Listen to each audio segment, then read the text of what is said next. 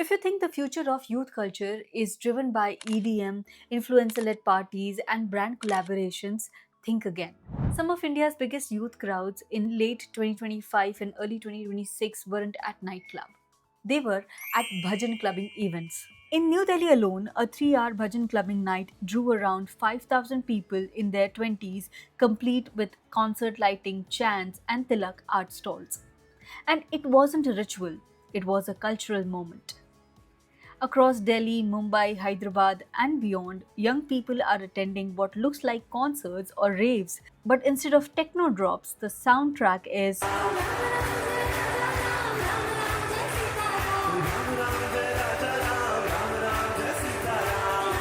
So, what's really happening?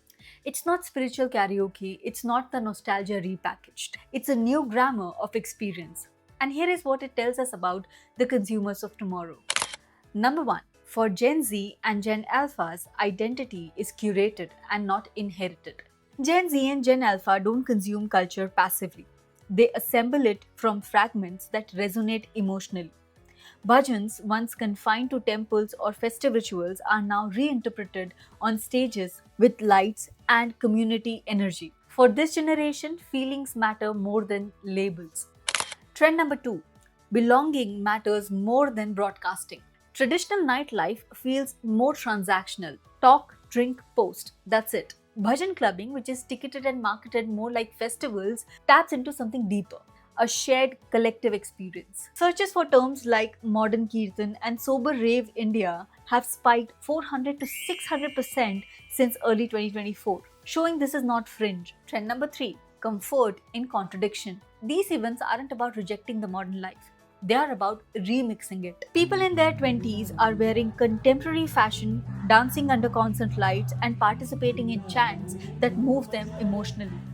The sacred no longer needs to be solemn. The social no longer needs to be surface level. Last but not the least, this generation is prioritizing community over consumption.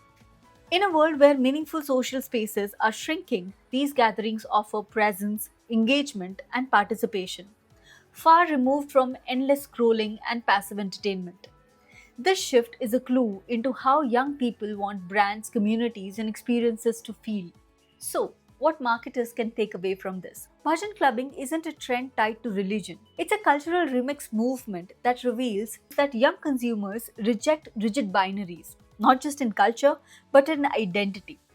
They want curated experiences that feel authentic, community driven, and expressive. They want to reshape traditional content into modern formats that they own. This matters because brands that are still thinking about should we will lose to those who are asking how we can evolve this culture. Remember, the future of consumer behavior isn't about what people are buying, it's about how they choose to belong. That's it for this video. I'll see you in another one with another interesting marketing insight. Till then, take very good care of yourself. Bye bye.